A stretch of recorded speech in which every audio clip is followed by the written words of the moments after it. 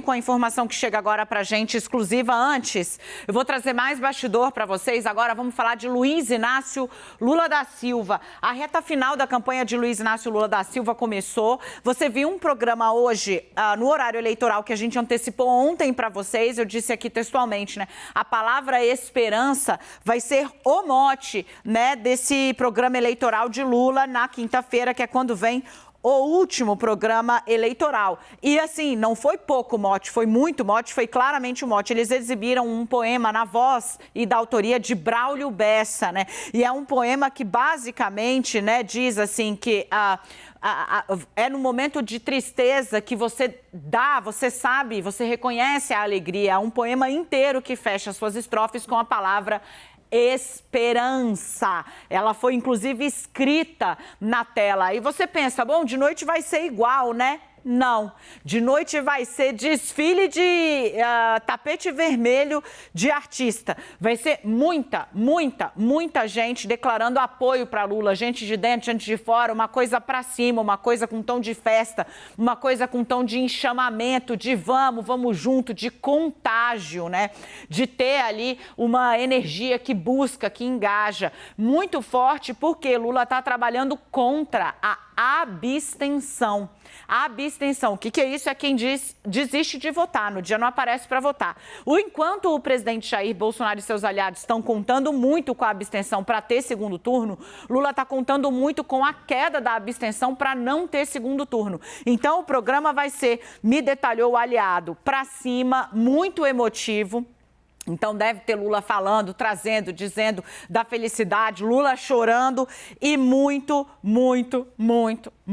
artista. A ideia de frente ampla, de gente que nunca foi lulista, que nunca foi petista e que agora está do lado dele para ir contra Bolsonaro, a ideia de salvar a democracia, a ideia de botar o país de novo com uma agenda que, segundo o PT, né, dentro da normalidade, tudo isso vem embalado num papel celofane brilhante e cheio de carinhas conhecidas para você hoje no horário eleitoral gratuito. Eu trago, assim, vem para cá nosso timaço também, enquanto a gente está aqui trazendo essas informações. Foi muito bom, eu até cobrei do editor-chefe, eu falei, Igor, ele diz, né, nosso novo editor-chefe, Igor Peixoto, anote esse nominho.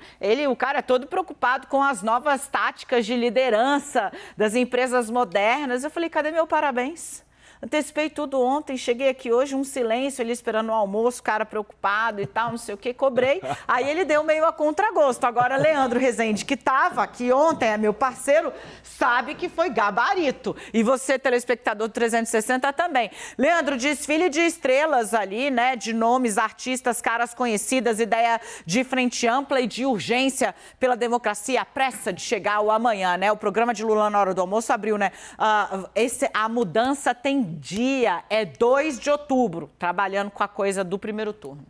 Dani, só rapidamente, né? Você está pautando todo mundo, que até um colega de um outro veículo, né? Um jornal impresso, falou, assistiu 360, já sabia tudo que estava na propaganda. Falando sério, sem elogio gratuito, não, porque eu não te contei no inbox, né? Mas contando aqui para o Brasil todo, que você está, de fato, pautando geral, né? Mas, assim, da propaganda do Lula, Dani, depois dessa rasgação de seda justa e necessária para Daniela Lima, né? Da propaganda do Lula, existe uma preocupação em dar um caráter de frente ampla a essa candidatura já há bastante tempo, né? A campanha do ex-presidente Lula fala, olha, vocês cobraram movimento ao centro, trouxemos o Alckmin. Havia uma cobrança por uma frente ampla, trouxemos quase todos os 14, 15 candidatos à presidência que disputaram a eleição de 2018, quase todos estão com Lula. Quem não está é o Álvaro Dias, o Cabo Daciolo e o Ciro Gomes, né? O João Amoedo também não declarou e a Vera Lúcia do PSTU. De resto, todo mundo está com o ex-presidente. Há uma ideia de dar esse caráter de frente ampla. Cada apoio que o ex-presidente Lula recebe, ele replica na rede social. A gente trouxe aqui no 360 o apoio da Xuxa, né, que a gente não tem registro da Xuxa, né, apoiando candidaturas à presidência. A Angélica, que também é apresentadora, declarou voto no ex-presidente Lula. Isso também foi celebrado pela campanha do petista, até pelo fato dela ser, além de apresentadora, muito conhecida, esposa de alguém que pleiteou a vaga da terceira via durante algum momento da história política brasileira, estou falando do Luciano Huck. Nesse sentido, esse programa vai para a tela, né, como um fecho dessa ideia de frente ampla. Tem uma preocupação, Dani, com as abstenções, porque os dados do Tribunal Superior Eleitoral mostram que a abstenção ela tem crescido, né, mas não tanto nas nossas eleições. Em 2018, a gente teve 20% de abstenções, em 2014, 19%. É um crescimento quando a gente olha para 2020, que teve 23%, mas era ano de pandemia. Existe uma preocupação que essa abstenção possa ser um pouco maior do que a média histórica brasileira, que é nessa casa ali de 18% a 20%, tirando 2020, porque foi um ano de pandemia, e de que isso atrapalha um pouco esse plano do ex-presidente Lula de vencer no primeiro turno. Mas ele conta com o apoio de algumas pessoas. Eu vou citar aqui da minha cidade, o prefeito Eduardo Paes, que fez um ato para o ex-presidente Lula e liberou o BRT. O BRT é um modal fundamental. Tá maior pau lá em Porto Alegre, né, por conta da proibição, fato. Isso, e lá em Porto Alegre a questão, né, de respeito aos ônibus de uma maneira geral, mas o Eduardo Paes ele liberou o BRT e os ônibus também, o passe livre, né?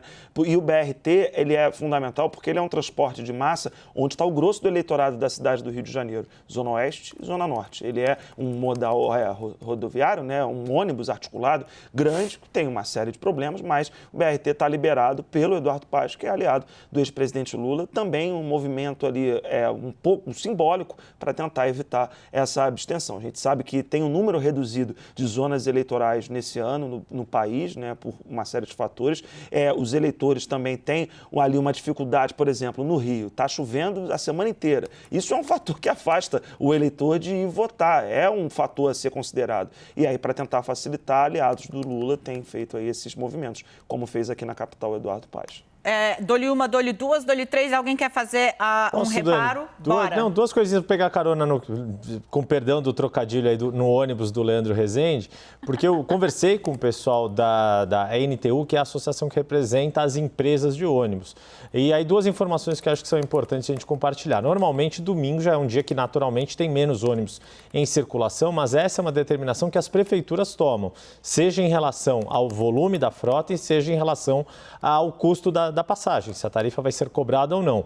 Tem essa polêmica de fato em Porto Alegre, a partir de uma decisão que foi tomada pela Câmara Municipal no ano passado, mas além do Rio de Janeiro, Curitiba, por exemplo, é outra capital que tem gratuidade no sistema de transporte no domingo da eleição. E aí aqui em São Paulo, por exemplo, não tem gratuidade, mas vai haver, por determinação da Prefeitura, um reforço da frota para que a frota do domingo seja equivalente à frota do sábado, que dá mais ou menos 60% da frota de um dia útil, ou seja, um volume maior do que normalmente costuma ser no domingo, que é de 40%.